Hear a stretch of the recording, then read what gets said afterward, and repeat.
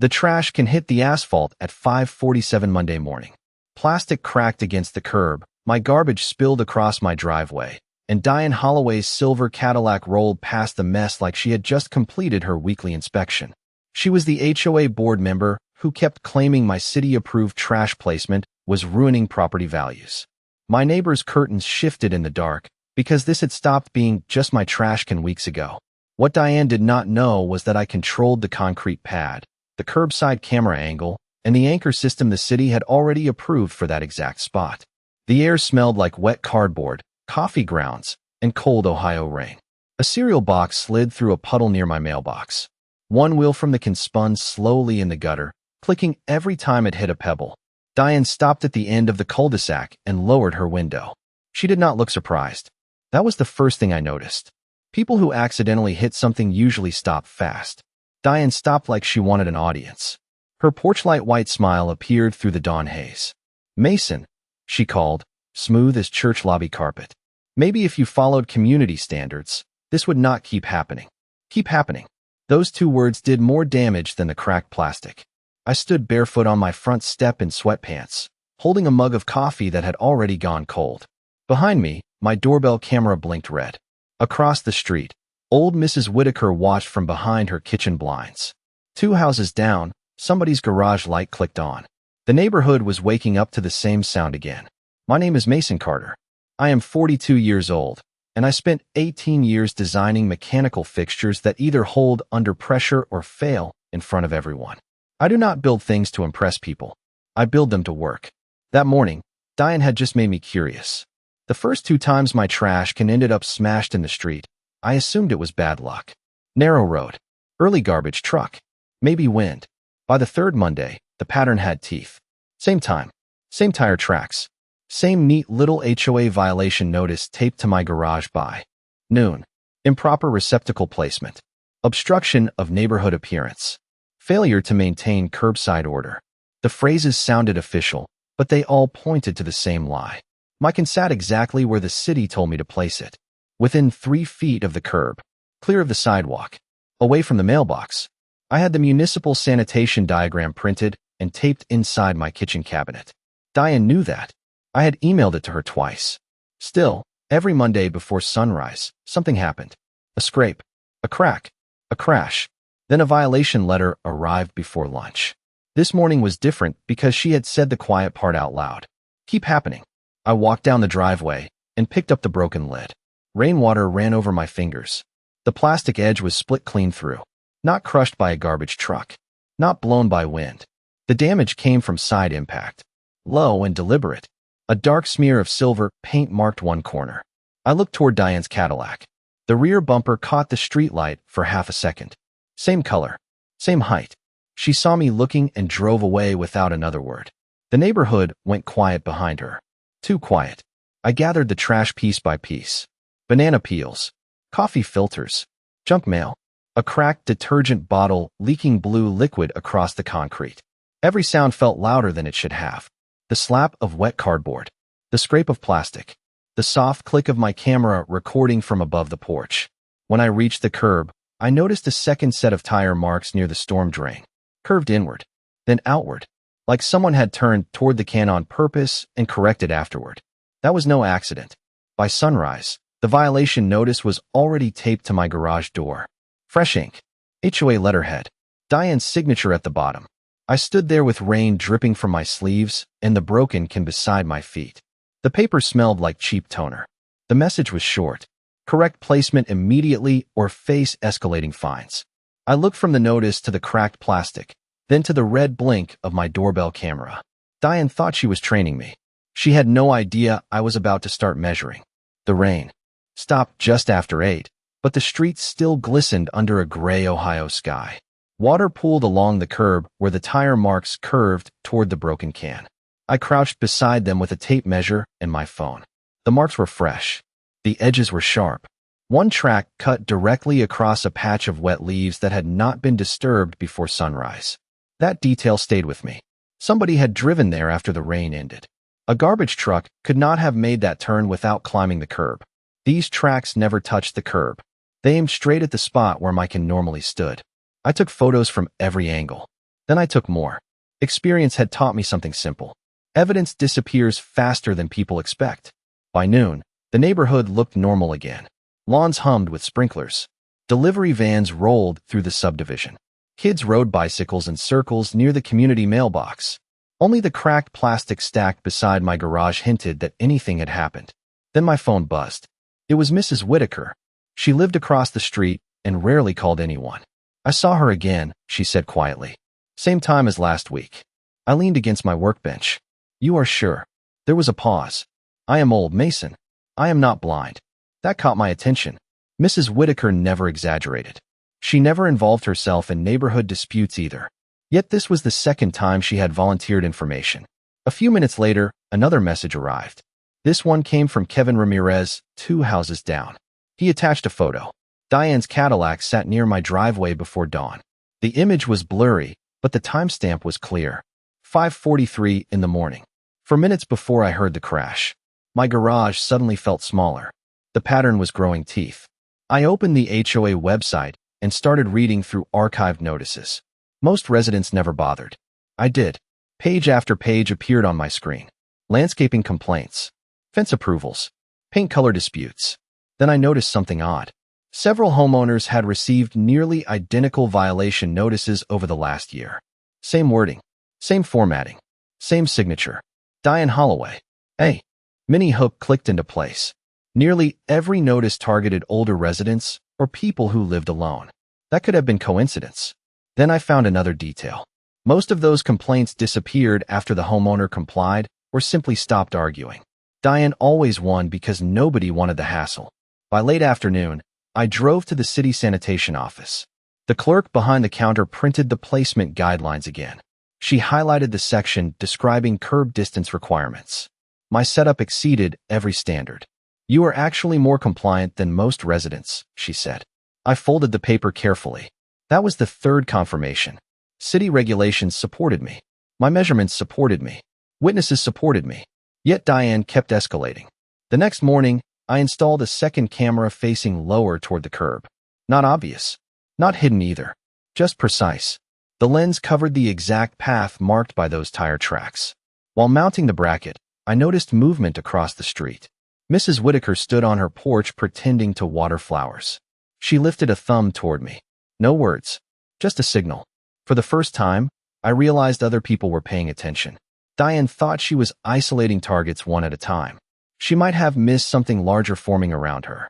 As the evening sun dropped behind the rooftops, another envelope appeared in my mailbox. The return address carried the HOA logo. This notice was different. The wording had changed. And that change told me more than Diane intended. Something in her story was starting to shift. The HOA envelope felt heavier than the previous ones. I stood in my kitchen under the yellow light above the counter and opened it beside the coffee maker. The paper crackled as I unfolded it. Fresh toner. Same logo. Same signature. Different accusation. This time Diane claimed my trash container created a recurring safety concern for the community. I read the sentence twice. Then a third time. The wording had changed from appearance standards to public safety. That mattered. People change stories when the original one stops working. I set the notice beside the city sanitation guidelines and compared them line by line. Nothing matched. Not even close. Outside, the neighborhood settled into evening. Sprinklers hissed across front lawns. A dog barked somewhere near the community entrance. The ordinary sounds made the letter seem even more absurd. Yet Diane had mailed it anyway. That meant she believed nobody would challenge it. The next morning, I drove to work with the notice sitting on the passenger seat. Around lunch, my phone vibrated. Kevin Ramirez. "You need to see this," he said. 10 minutes later, we stood beside his garage. He handed me a tablet. Security footage played across the screen. The image came from a camera mounted above his driveway. Grainy but clear enough. A silver Cadillac rolled slowly through the neighborhood before sunrise. The vehicle paused near my house, then continued forward. The timestamp read 5:41. For minutes before the crash. My pulse did not change. My breathing stayed steady. But I replayed the clip 6 times. Each pass revealed something new. The brake lights flashed near my curb. The vehicle drifted closer to the right side of the road than necessary. Then it disappeared from frame. "That is not enough by itself," Kevin said. He was right. It suggested a pattern. It did not prove one. Evidence needed layers. Fortunately, another layer arrived that same afternoon. A newspaper delivery driver named Carl knocked on my door. I recognized him immediately. He had worked this route for years. Carl held a memory card between two fingers. "I heard what happened," he said. "My dash camera might help." That sentence hung in the air for a moment. Mini hook. I invited him inside. We loaded the footage onto my computer. The video showed empty streets before dawn. Porch lights glowed across the subdivision. Rainwater reflected headlights on the pavement. Then a familiar silver Cadillac entered frame. My stomach tightened slightly. The vehicle passed my house once, then circled the block, then returned. That detail changed everything. People on their way somewhere do not loop around a cul-de-sac at 5:40 in the morning. The Cadillac slowed near my curb again. Unfortunately, the camera angle lost sight of the actual impact area. We could not see the kin itself, but we could see enough to raise serious questions. Carl leaned back in his chair. "Looks deliberate." I nodded. Deliberate was exactly the word. That evening, I built a timeline on a whiteboard in my garage. Monday, Monday, Monday. Every incident lined up with remarkable precision. Same window of time. Same vehicle. Same violation notice. Same signature. A pattern was emerging so clearly that even I started wondering how long Diane had been doing this to other residents. Then another clue surfaced. While reviewing archived HOA records online, I found several complaints filed against homeowners who had challenged Diane in the past.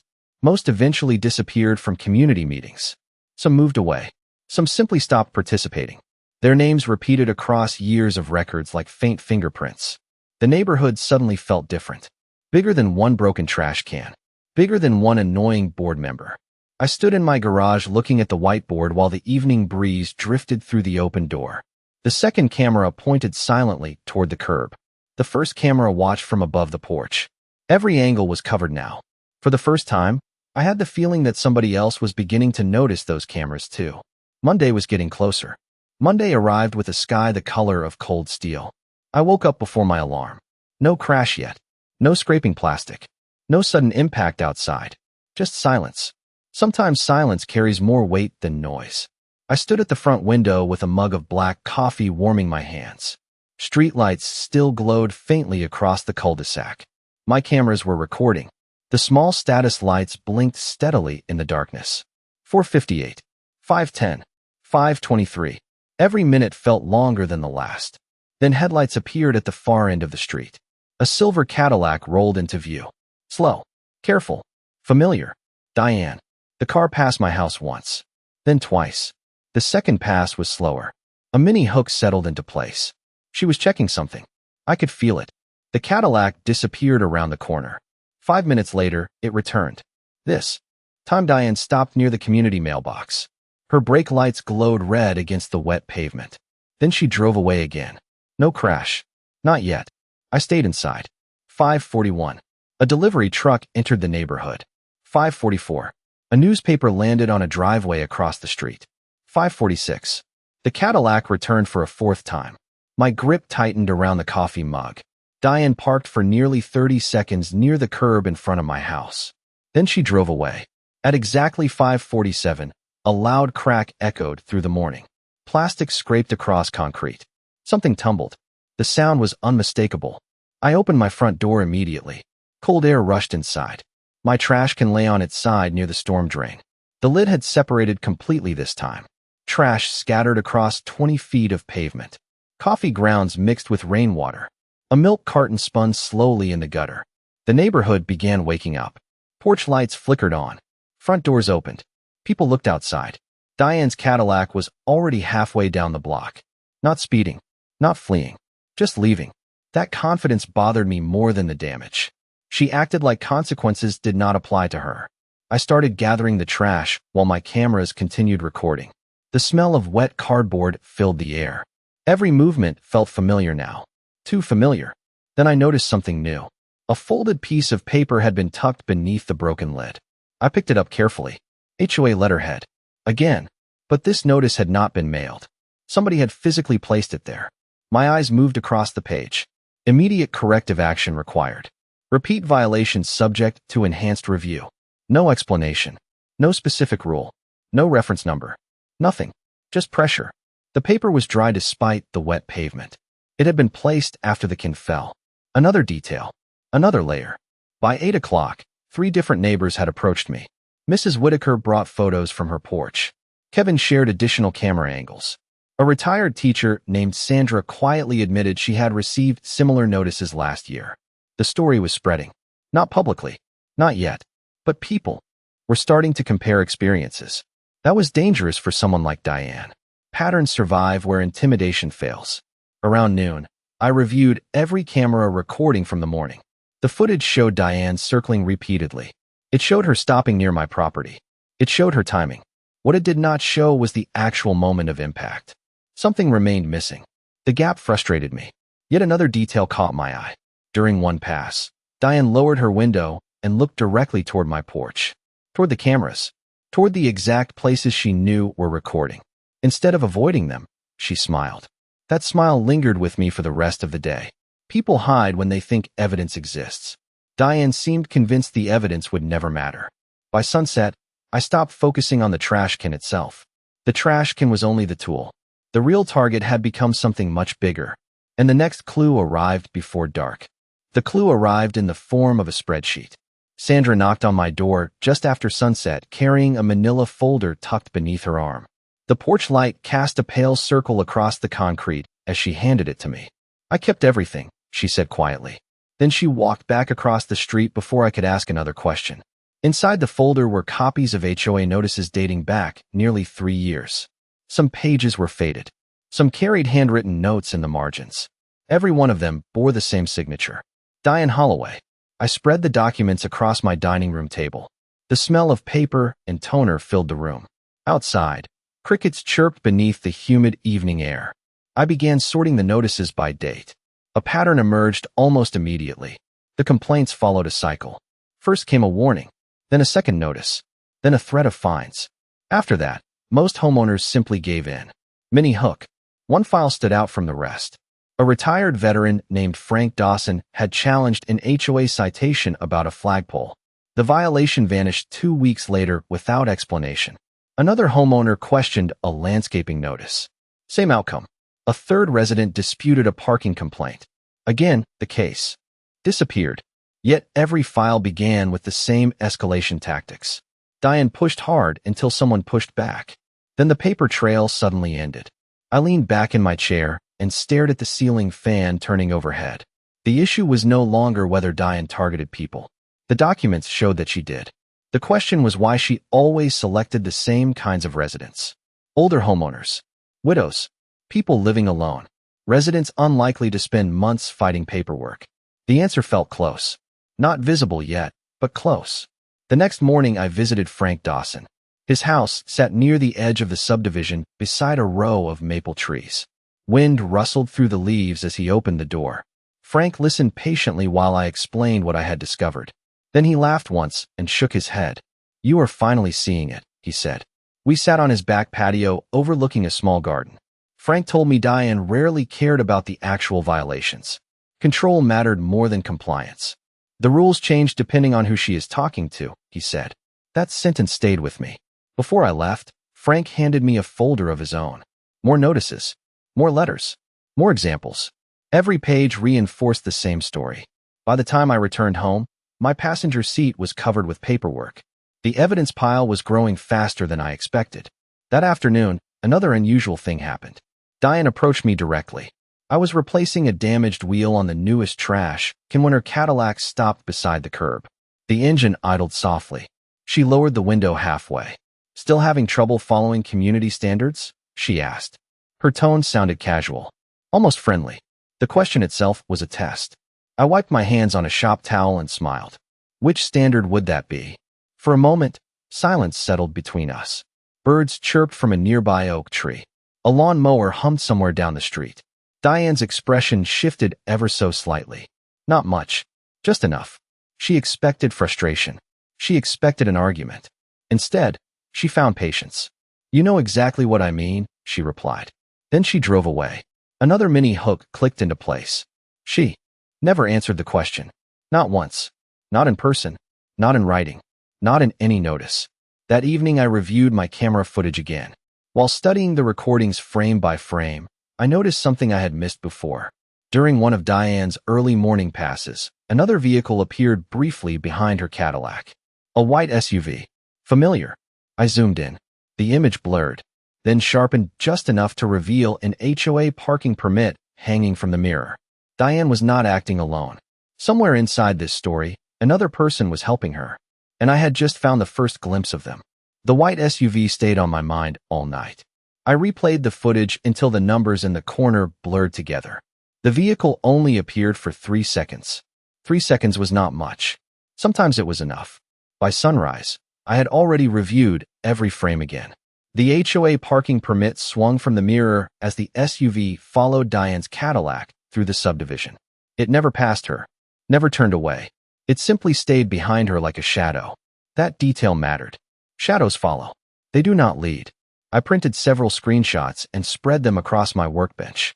The smell of sawdust mixed with fresh ink from the printer. Outside, morning traffic moved through the neighborhood entrance. School buses groaned to a stop. Garage doors opened one after another. Everything looked normal. The evidence on my workbench suggested otherwise. Around 10 o'clock, Kevin stopped by carrying a box of donuts. He glanced at the photos and immediately pointed toward the SUV. That belongs to Brian Keller. The name meant nothing to me at first. Then I remembered. Brian served on the HOA Compliance Committee. Not a board member. Not somebody who signed notices. But somebody who attended nearly every meeting. Mini hook. Suddenly Diane's confidence made more sense. People become bolder when they believe somebody is backing them.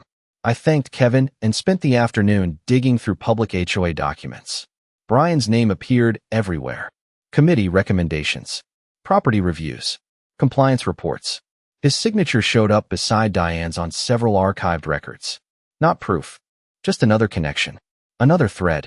By evening, I had enough threads to start seeing the shape of the rope. The following morning brought another surprise. Mrs. Whitaker called before breakfast. Her voice sounded excited for the first time since I had known her. "You should come over," she said. 10 minutes later, I sat at her kitchen table. The smell of cinnamon rolls filled the room. She opened an old photo album. Inside were printed pictures from neighborhood events stretching back nearly a decade. Summer cookouts, holiday decorating contests, HOA gatherings. Diane appeared in many of them. Brian appeared too, standing nearby, organizing activities, running sign-in tables, always together. The relationship stretched back years. Mrs. Whitaker turned another page. Then another. "They have been operating as a team forever," she said. I nodded slowly. The photographs were not evidence of wrongdoing. They did explain the loyalty. That mattered. Loyalty often survives longer than logic. When I returned home, another envelope waited in my mailbox. HOA letterhead. Again. This time the notice referenced repeated noncompliance and warned of possible financial penalties. I read every line carefully. Then I noticed something strange. The notice cited a regulation number that did not exist anywhere in the community handbook. I checked twice, then 3 times. Nothing. The rule simply was not there. A chill moved across my shoulders despite the warm afternoon. Diane was becoming careless. Or desperate. Either possibility worked in my favor. That evening, I attended a regularly scheduled HOA meeting. Not to argue, not to speak, just to observe. The community center smelled faintly of coffee and carpet cleaner. Folding chairs filled the room. Residents chatted quietly before the meeting started. Diane sat at the front beside Brian Keller. Watching them together felt different now. I noticed small things. Shared glances. Quiet conversations. The confidence of people who assumed nobody questioned their version of events. During the compliance report, Diane mentioned neighborhood standards 3 separate times. She never mentioned specific regulations. She never mentioned actual numbers. Just broad statements. General authority. General pressure. Several residents nodded automatically. Others looked tired. Then I spotted something unexpected. Frank Dawson sat near the back of the room taking notes. Sandra sat 2 rows ahead of him. Kevin occupied a seat near the side wall. They were all there. Watching. Listening. Comparing. Diane did not seem to notice. The meeting ended without drama. Yet when I walked outside beneath the orange glow of the parking lot lights, I realized something important had changed. A few weeks ago, Diane had been dealing with isolated homeowners. Now those homeowners were beginning to find each other. And next Monday was approaching fast. The weekend passed more quietly than I expected. That alone made me suspicious. Diane had spent weeks applying pressure through notices, complaints, and carefully timed incidents. Suddenly, the neighborhood felt calm. Too calm. Saturday morning arrived with bright sunlight and freshly cut grass drifting through the air. I spent most of the day in my garage working on a project that had nothing to do with the HOA. At least that was what anyone watching would have assumed. In reality, every measurement mattered. Every adjustment mattered. My workbench was covered with diagrams, city sanitation specifications, and engineering notes. I was not building something illegal. I was not building a trap. I was building a solution that fully complied with every city requirement. That distinction mattered. By noon, I had already spoken with the sanitation department twice. Both conversations ended the same way. My planned installation met every guideline. I documented everything. Then I documented it again. Mini hook. The more paperwork I collected, the more confident I became. Sunday afternoon brought another surprise. Kevin knocked on my front door, carrying a folded lawn chair. "You are going to want this tomorrow," he said. I laughed. "For what?" Kevin pointed toward the street. "People are starting to pay attention." He was right. Mrs. Whitaker had noticed. Frank Dawson had noticed. Sandra had noticed. Even residents who normally avoided HOA drama were beginning to ask questions. Nobody trusted rumors. They trusted patterns. And Diane had created a very visible pattern. That evening, I finished installing the new system. From the street, it looked completely ordinary. Just another trash container beside a driveway. Nothing flashy. Nothing unusual. That was the point. The base sat exactly where city guidelines required. The mounting hardware remained hidden beneath protective panels. Every component was rated far beyond anything the application would ever require. I stepped back and inspected the finished result. The setting sun reflected off the clean plastic surface. The can looked boring. Perfectly boring. The best engineering often does. Around 7 o'clock, a vehicle slowed near my property. A silver Cadillac. Diane. She drove past once. Then again. The second pass lasted longer. Her eyes moved toward the curb. Toward the new installation. Toward the spot where every previous incident had happened. She never stopped. She never spoke. Yet her interest was obvious. Mini hook. She knew something had changed. She just did not know what. Later that night, my cameras recorded another familiar visitor. Brian Keller's white SUV entered the subdivision shortly before midnight. The vehicle moved slowly through several streets before passing my house. Once, then twice. The headlights swept across my driveway. Across the curb. Across the newly installed system. Brian continued driving without stopping. I reviewed the footage 3 times before going to bed. The behavior felt deliberate. Observation. Evaluation. Curiosity. Whatever they were looking for, they had not found it. Monday arrived under a blanket of low clouds. The air smelled like rain. I woke before dawn and checked every camera feed. All operational. All recording. The neighborhood remained silent except for distant traffic beyond the entrance gates. 4:58. 5:11. 5:22. Time moved slowly again. My coffee cooled beside me. Porch lights glowed across the subdivision. Then headlights appeared at the end of the street. Silver. Familiar. Diane's Cadillac entered the cul-de-sac. She drove past my house once. Then circled around. Then returned. Exactly like before. The routine had become predictable. That predictability was her biggest weakness. 5:43. She passed again.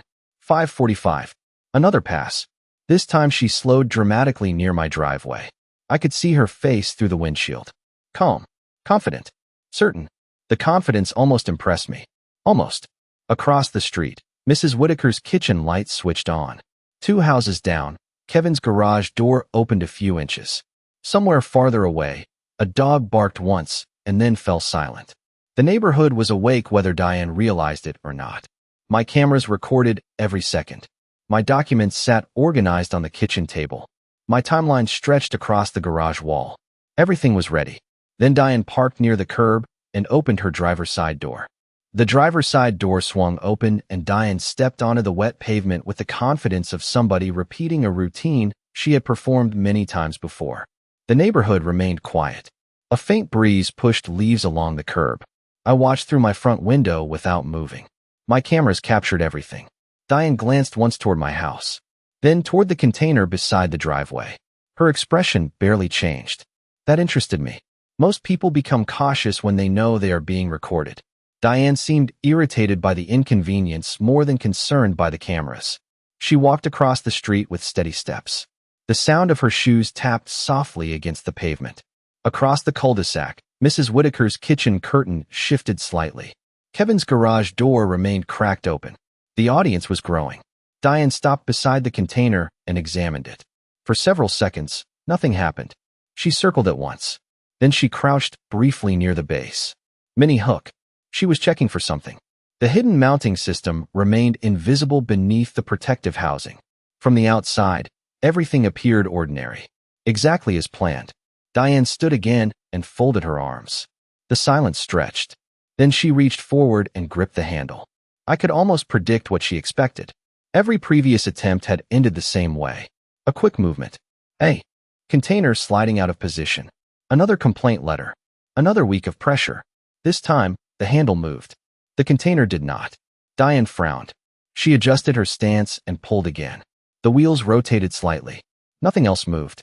The expression on her face changed for the first time that morning. Confusion replaced certainty. I remained inside. No reason to interrupt. No reason to reveal anything. She tried a different angle. Another pull. Another pause. The base remained exactly where city regulations allowed it to be. Exactly where engineering calculations said it would remain. Across the street, a porch light clicked on. Somewhere nearby, a screen door opened. The neighborhood was waking up at the perfect moment. Diane stepped back and looked around. Her eyes moved toward the houses, toward the windows, toward the quiet witnesses she probably assumed were not paying attention. Then she made a mistake. Instead of leaving, she stayed. Mini hook. People often reveal the most when a simple plan fails. She walked around the container again and inspected the curb. The rain-darkened pavement reflected the early morning light. For a moment, she seemed to consider her options. Then a familiar white SUV appeared at the entrance of the cul-de-sac. Brian Keller. The vehicle slowed but did not stop. Diane glanced toward it. Brian glanced back. No words. No signals. Yet the exchange felt practiced. The SUV continued past and disappeared around the corner. That brief appearance told me everything I needed to know. Diane was not expecting resistance. She was expecting confirmation. Instead, she had encountered a problem she did not understand. 5 minutes passed. Then another. Finally, Diane returned to her Cadillac. I thought she might leave. She did not. Instead, she reached into the passenger seat and removed a folder. HOA documents.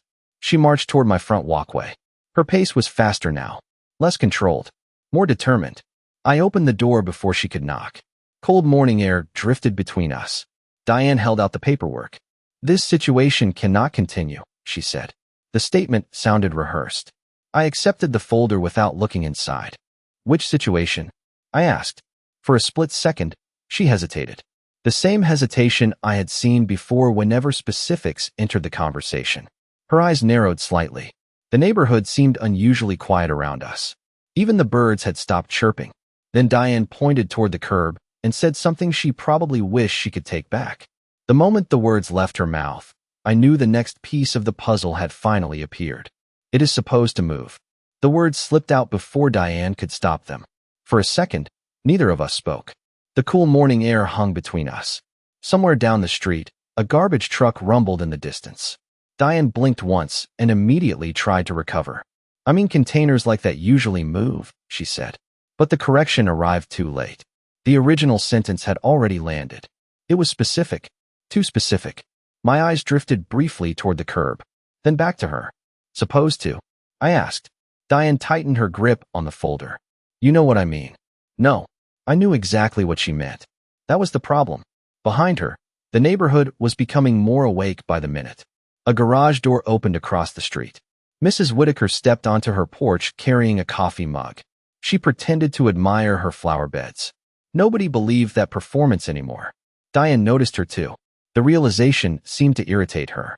She handed me the paperwork. The board expects cooperation. Another vague statement. Another sentence without specifics. I opened the folder. Inside sat 3 pages of compliance language. The formatting looked official. The substance did not. 1 page referenced regulations that did not exist. Another cited community safety concerns without describing any actual safety issue. The third demanded corrective action without identifying a violation. I read every page carefully. Diane waited. She expected frustration. She expected an argument. Instead, I smiled politely and closed the folder. "Thank you," I said. The expression on her face suggested that was not the response she wanted. Mini hook. People become uncomfortable when their script stops working. Diane turned sharply and walked back toward her Cadillac. Her pace was faster now, less controlled than before. The door slammed. The engine started. Within seconds, she disappeared around the corner. I remained standing on the porch long after she left. Not because of the paperwork. Because of that sentence. "It is supposed to move." The phrase echoed in my mind all morning. Around noon, Kevin stopped by. Then Frank arrived. Sandra came shortly afterward. We gathered around my dining room table with documents spread across every available surface. The room smelled faintly of coffee and printer ink. Sunlight filtered through the blinds. I explained exactly what Diane had said. Frank immediately leaned forward. "That is knowledge." He tapped the table once. "Not assumption. Knowledge." Sandra nodded slowly. She expected a specific result. The more we discussed it, the clearer it became. Diane was not reacting to a random trash container. She was reacting to a process she already understood.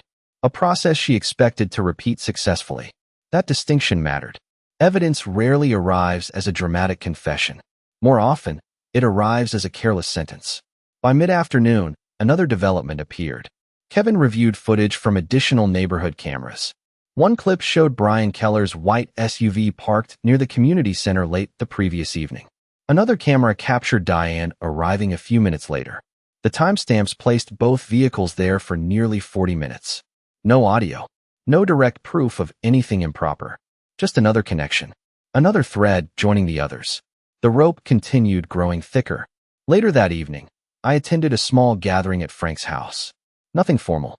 Just neighbors sharing experiences. One story led to another. Then another. By the end of the night, nearly a dozen residents had described remarkably similar encounters. Vague warnings. Selective enforcement. Pressure without clear justification. Patterns. Always patterns. The atmosphere felt different now. Not angry.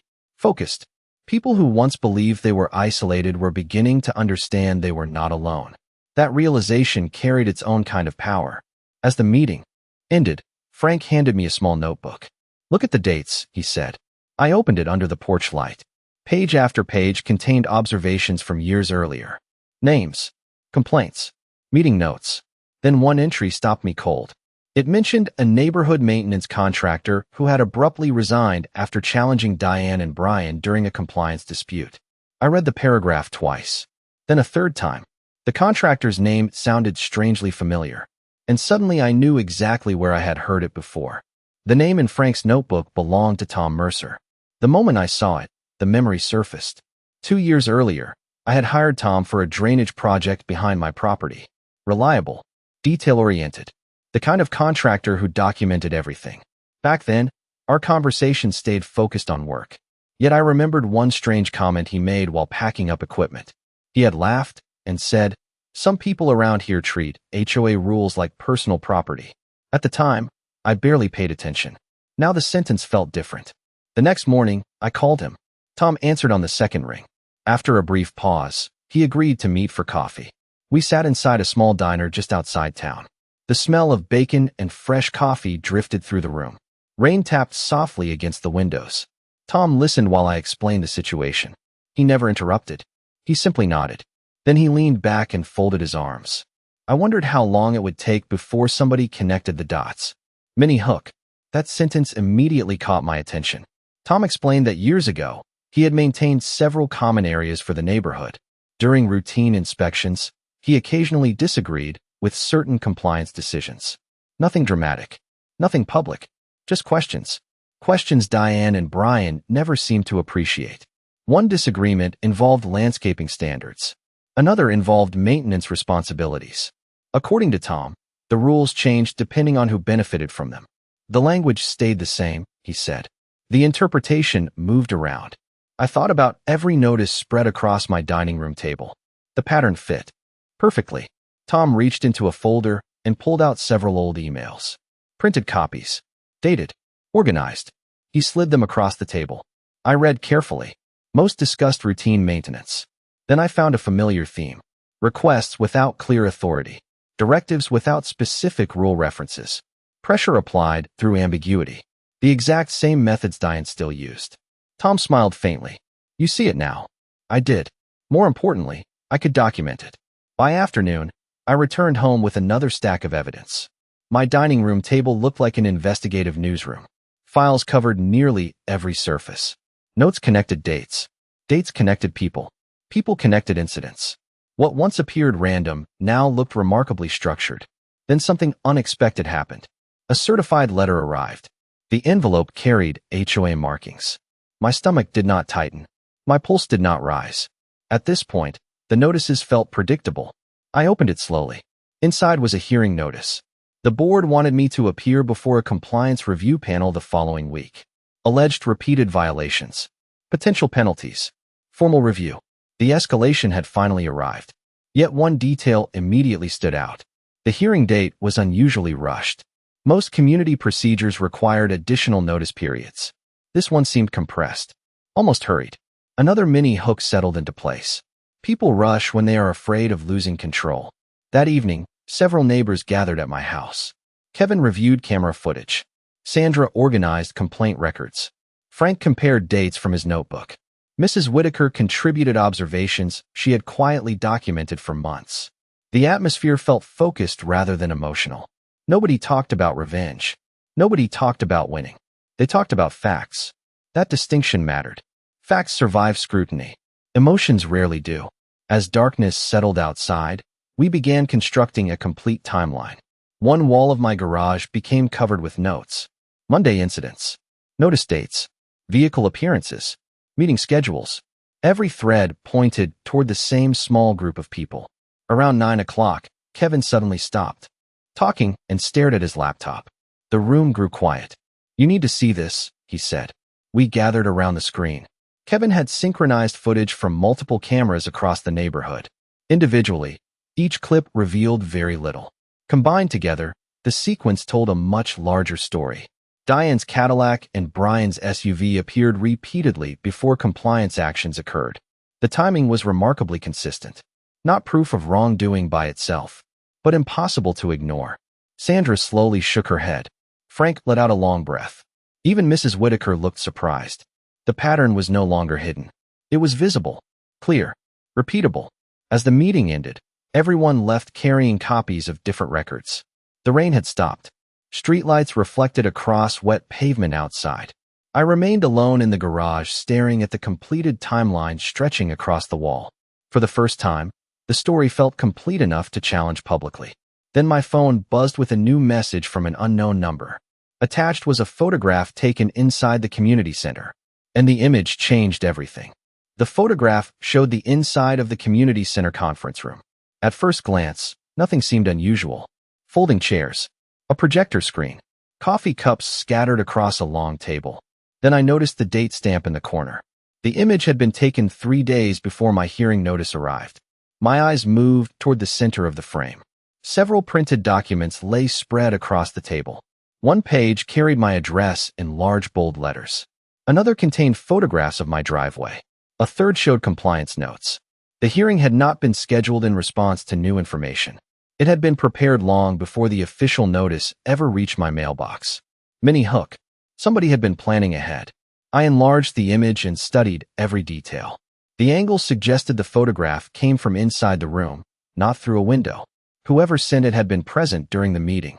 My phone showed no name. No explanation. Just the image. I replied with a simple question. Who took this? No response arrived. The silence lasted all night. By morning, the photograph had already become the most important item in my growing collection of evidence. I printed several copies and added them to the timeline wall in my garage.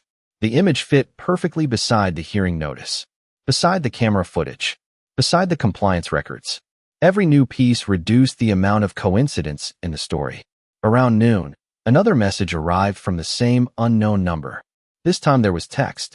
One sentence. Check the meeting agenda from that date. Then the sender disappeared again. No name. No follow-up. Nothing. I opened the HOA website immediately. Archived agendas were publicly available. Most residents never read them. I started comparing dates. The meeting referenced in the photograph occurred before any formal hearing notice had been issued. Yet one agenda item caught my attention. Property Compliance Review Discussion. No addresses listed. No details provided. Just a vague entry buried near the bottom of the page. That alone was not unusual.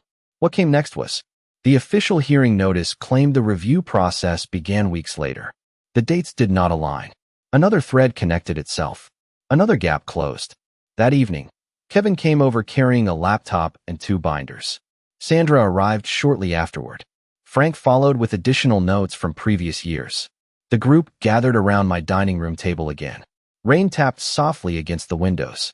Coffee steamed from several mugs. The atmosphere felt focused, purposeful. Nobody wasted words anymore. We reviewed the photograph together.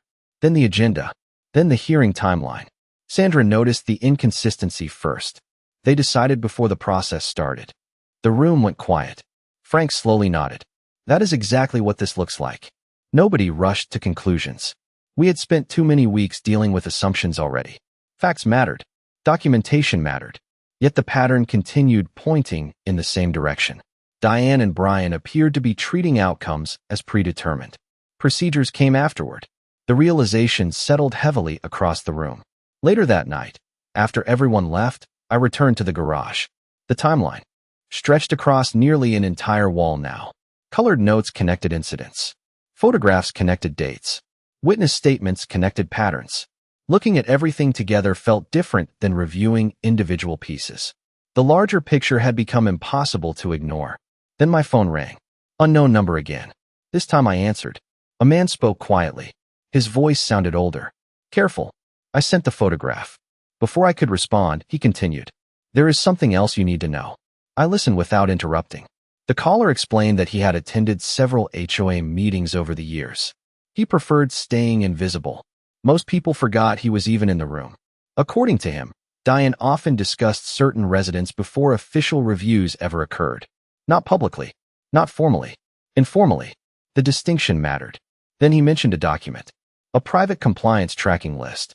My pulse finally quickened. A list would explain everything. Patterns, targets, timing.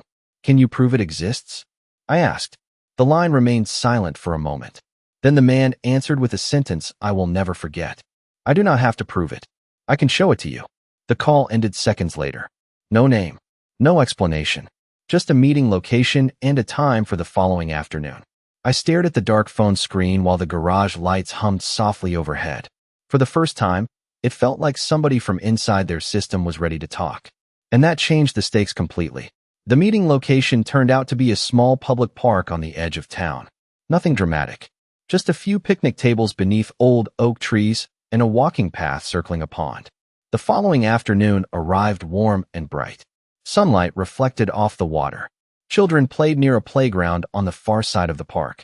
The setting felt intentionally ordinary. I arrived 10 minutes early and waited near the largest picnic table. Every passing minute stretched a little longer. Then an older man approached carrying a weathered canvas bag. I recognized him immediately, not because I knew him personally, because I had seen him at nearly every HOA meeting. Quiet, unremarkable, easy to overlook. The perfect observer. He introduced himself as Walter Briggs. His handshake was firm. His expression remained cautious. Before sitting down, he glanced around the park once. Then he opened the canvas bag. Inside sat a thick binder. Mini hook. Walter placed it on the table between us. This is why I called, he said. The binder contained years of notes. Meeting summaries. Committee records. Internal communications. Nothing stolen. Nothing illegal. Walter explained that he routinely documented meetings for his own reference. He simply never threw anything away. Page after page revealed details that matched the timeline covering my garage wall. Names appeared repeatedly. Certain homeowners received disproportionate attention. Certain addresses surfaced over and over. Several notes contained phrases that sounded disturbingly familiar. Residents requiring correction. Repeat resistance concerns. Community influence issues. The language felt less like property management and more like categorization. I carefully photographed every page Walter allowed me to review. One section immediately stood out. A spreadsheet. The private tracking list he had mentioned. It was real, not official, not distributed publicly, yet it existed. Columns tracked homeowner interactions, compliance history, meeting behavior, additional remarks. My address appeared near the bottom. The entry date matched the first incident involving the trash container. A cold feeling settled across my shoulders. Next to my name sat a short note, likely to challenge enforcement. I read the sentence twice, then a third time. Walter watched quietly. "Now you understand why I contacted you," he said. I nodded slowly. The list did not prove wrongdoing by itself. It did prove something else. Certain residents were being discussed and categorized long before formal actions occurred. The timing matched everything we had already documented. Another thread connected itself. Another gap disappeared. By evening, I returned home carrying photographs, notes, and fresh copies of key records. The group gathered again within an hour. Kevin reviewed the spreadsheet images. Sandra compared them against historical complaint files. Frank cross-referenced dates from his notebook. Mrs. Whitaker studied the names. The room grew quieter with every comparison. The overlap was remarkable. Residents who appeared on the private list frequently appeared in enforcement records soon afterward. Not always. Often enough to matter. Nobody needed to say it aloud. The pattern spoke for itself. Minnie Hook. Then Sandra discovered something even more important. One homeowner listed in Walter's binder had never received a formal complaint despite multiple documented violations. Another had received repeated warnings for far less significant issues. The inconsistency was impossible to ignore. Rules only work when applied consistently. These records suggested something very different. The hearing date now sat only days away. Yet for the first time, I felt completely calm. The evidence no longer depended on one camera angle, or one witness, or one broken trash container. It rested on patterns collected across years. Patterns confirmed by multiple residents. Patterns reinforced by documentation. Late that night, after everyone left, I stood alone in the garage once more. The timeline wall was finally complete. Photographs, notices, witness statements, meeting records, the private tracking list. Everything connected. The story no longer looked complicated. It looked obvious. My phone buzzed shortly before midnight. A new HOA email had arrived. The subject line referenced final hearing preparations. I opened the message and read it carefully. Then I smiled. Hidden within the attachment was a mistake so significant that even Diane and Brian would not be able to explain it away. And the hearing was only 2 days away. The mistake sat inside the attachment metadata. Most people would never notice it. I almost missed it myself. The hearing packet included preparation notes, document references, and review summaries. Hidden inside the file properties was an earlier creation date, not unusual by itself. What mattered was the timestamp. The hearing conclusions had been drafted before several of the alleged violations even occurred. I stared at the screen under the glow of my desk lamp. The house was silent around me. Rain tapped softly against the windows. For the first time, I had documentation suggesting the outcome existed before the process. 2 days later, the community center filled faster than I expected. Folding chairs lined the room. The smell of coffee and carpet cleaner hung in the air. Residents arrived quietly. Some carried notebooks. Others simply watched. Diane sat at the front beside Brian Keller. Both appeared confident, calm, prepared. The hearing began exactly on schedule. Diane presented the usual language. Community standards, compliance concerns, property appearance, safety considerations. The same vague phrases I had heard for weeks. Then my turn arrived. I stood and carried a single binder to the front table. No speeches, no anger, just documents. First came the city sanitation guidelines, then the camera footage, then the witness statements, then the photographs. Each piece connected to the next. The room grew quieter with every page. Diane interrupted twice. Brian attempted to redirect the discussion once. Neither changed the facts. Minnie Hook. Then I introduced Walter's records. Several heads turned immediately. The private tracking list drew visible reactions from residents throughout the room. Names appeared. Dates appeared. Notes appeared. People began recognizing neighbors listed beside themselves. The atmosphere shifted. Not dramatically. Gradually. Like a tide changing direction. Diane insisted the list was unofficial. That argument lasted less than a minute. Too many dates matched documented enforcement actions. Too many patterns aligned. Then I presented the photograph from the community center, followed by the meeting agenda, followed by the hearing timeline. The inconsistencies spoke for themselves. Frank Dawson added his notebook records. Sandra presented archived notices. Kevin synchronized the camera footage chronology. One person after another contributed pieces of the same puzzle. The story no longer belonged to me. It belonged to the community. By the time we reached the final section of the binder, even board members who normally remained silent were asking questions. Real questions. Specific questions. Questions Diane could not answer with general statements. Then I displayed the metadata report from the hearing attachment. The room became completely still. No movement. No whispers.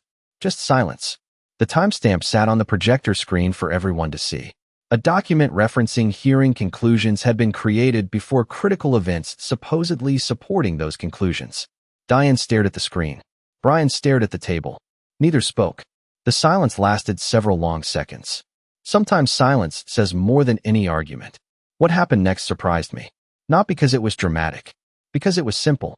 One board member requested an immediate independent review. Another seconded the request. A third recommended suspension of all pending enforcement actions until records could be examined. The motion passed. Just like that. No shouting. No spectacle. No grand confrontation. The system finally looked at itself. Weeks later, several enforcement actions were withdrawn. Procedures changed. Record-keeping requirements became stricter. Review standards became more transparent. The neighborhood did not become perfect overnight. No community ever does. But something important shifted. Residents started asking questions. Documents mattered again. Consistency mattered again. As for the container beside my driveway, it remained exactly where it had always belonged. Quiet. Unremarkable. Perfectly compliant. Sometimes people expect justice to arrive with noise. Mine arrived through patience, paperwork, and a mistake hidden inside a file. Every Monday afterward, the curb stayed undisturbed. And the silence felt very different.